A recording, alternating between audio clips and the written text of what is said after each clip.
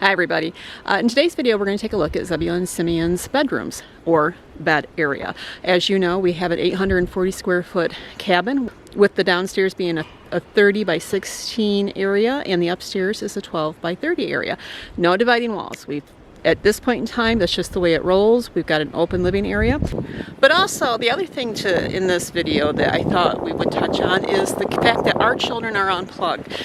In a world today where every child has their own phone, tablet, computer, our kids are not exposed to that on a regular basis except for the work computer or when we're using the computer for schoolwork or writing. What you're going to see in their rooms could be reminiscent of a century ago with the toys that they play with. Now that doesn't mean our children don't know how to utilize some technology. They do. Simeon's proficient with the tablet. Zebulon likes to use the tablet as well. But the point on this is our children are not controlled by technology. They control it. They play with objects that we played with back in the 70s and prior to that far more than what a child today plays with. Battery operated toys are limited, and this is all by design. This is all how we've designed it for them, and it's what they know and it's what they embrace. And we talk about the difference. We talk about an average child today and the things that they do so that they can realize that there are options, there are choices, and someday they may decide to be totally tech, and if that's what they feel led to do, then that's what they feel led to do.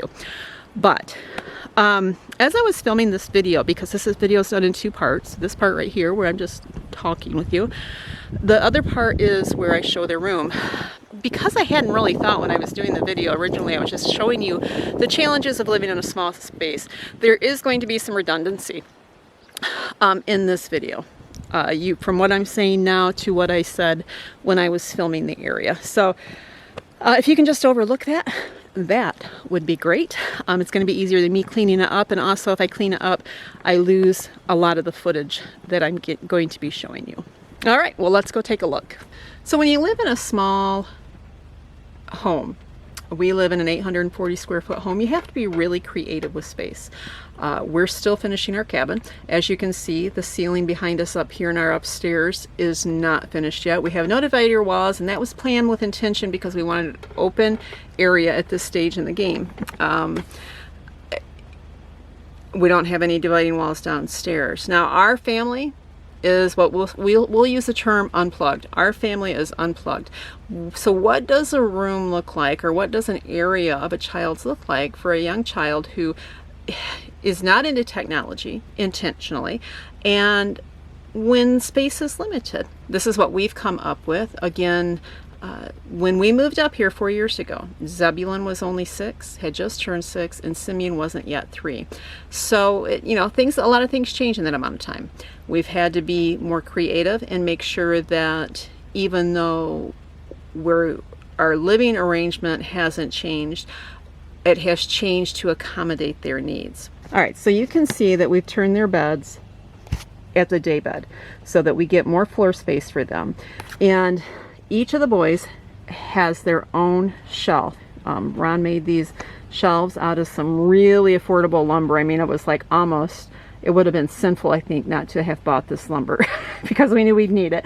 But it is rough sawn, and we didn't have a planer, and we didn't take time to do it by hand. So for Simi, his interests are geared towards stuffed animals right now. Again, Simi's not even 7 yet. He loves little animals. He loves whether they're stuffed or wood cutouts or store-bought. He loves those things. He also loves puzzles. So we tried to gear this so he could display his things that is important to him. And it was a place for him, to make sure that he kept it clean. That would help to keep, get him into a good, get him into good habits. Underneath his bed, we have buckets on the far ends down here, down there, and then we use that for storage for some of their toys. Now, their toys are very simple. One of the things he likes to play with is this little forest set. We made this for him a couple years ago for Christmas. Books are always important to this family. Extremely important to us.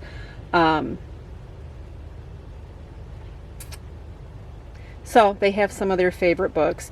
Down here, you'll see the big bookshelf for them. Those are accumulations of books that we have collected over the years for them, and that's for both of them. So some of the books are too young for Zeb, but it is a communal bookshelf there.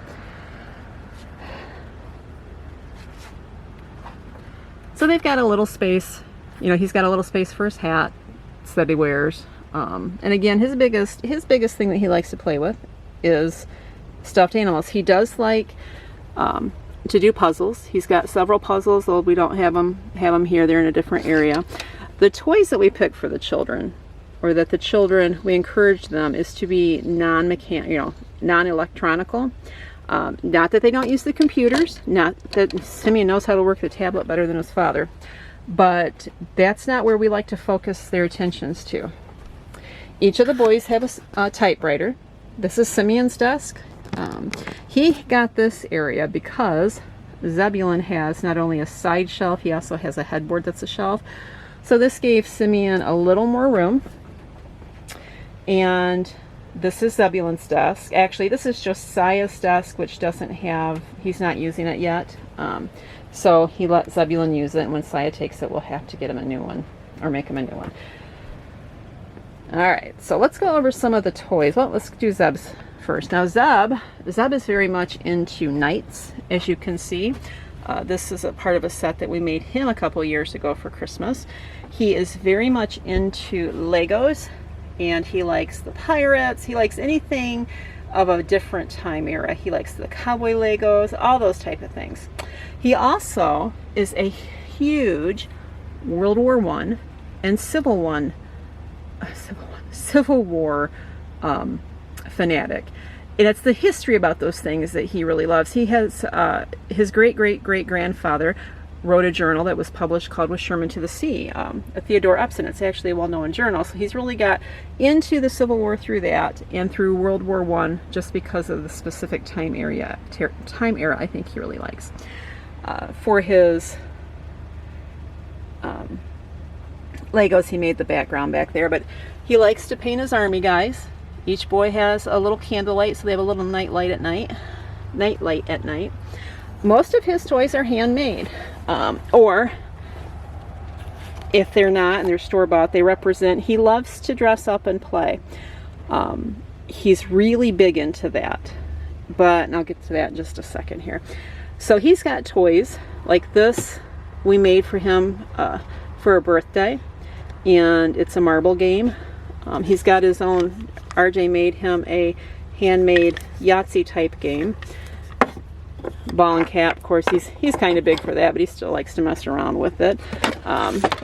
They have card games, hand trick games that, you know, that's what we really encourage them to spend their time with, the simplistic toys. Make-believe is always good. He loves to listen to things, and we make sure that what he listens to has a good moral purpose to it. Adventure and Odyssey, Jonathan Parks, all those create a good foundation for children. He loves Sherlock Holmes. Both boys got Sherlock Holmes outfits for Christmas. Josiah made this. It's a rubber band gun. And this is a target that RJ made for him to shoot at. Now this is really neat. I don't know if you guys have ever seen one of these. Stereoscope, I believe, is what it's called, but it's where you put the cards in, and it's been popular since 1875 and around the 1900s. But you take a card, and guess what? This just happens to be a World War I card, and you put it in here.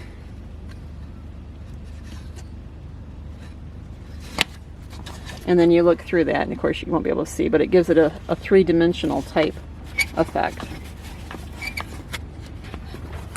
He's got things that are important to him. Picture of his aunt and grandma from over the summer. Let's see. This hat's cool. I love the way he dresses. This is a homemade board for Connect 4. You lay it flat. I know the actual Connect 4 game stands up. This lays flat, and then you've got your different color pieces in there. Well, we love to play board games. We love to play games, and we like to play Bible Edition, Apples to Apples, and Zebulon loves Battleship. We like the game of Clue. So there's a lot that you do, or that they do. I don't think technology could hold their attention for long. Now is the time for their imagination to soar. Later, when they're older, if that's what grabs them, yeah, they can condition their mind. Then it's easier to condition their mind to technology, being captivated by that, than it is to reverse that cycle. To take a child who's captivated by technology and then try to get them interested in things that require their mind and their interaction, mentally and physically.